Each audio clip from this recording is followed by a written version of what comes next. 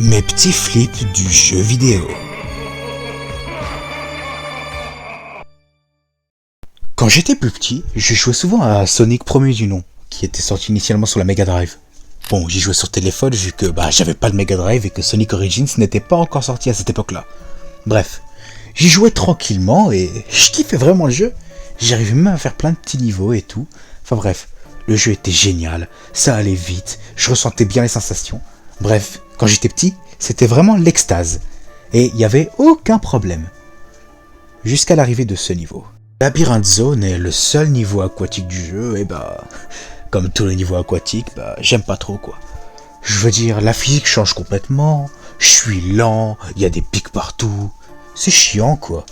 Mais bon tant pis, je continue à progresser dans le niveau, et puis moi je suis habitué au niveau aquatique de Mario, où tu as de l'oxygène à l'infini et que tu peux te balader librement. Jusqu'à ce qu'il se passe ça.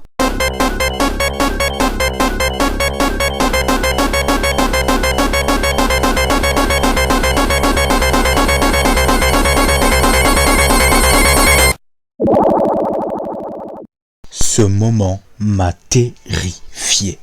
C'est littéralement à cause de ça que je n'ai jamais fini ce jeu de toute ma vie. Cette musique était tellement stressante que le simple fait de l'entendre me faisait faire avoir une crise. Ça me faisait trop peur. J'en faisais littéralement des cauchemars. Ça m'a tellement marqué que j'ai eu peur pendant très longtemps de tous les niveaux aquatiques, de n'importe quel jeu.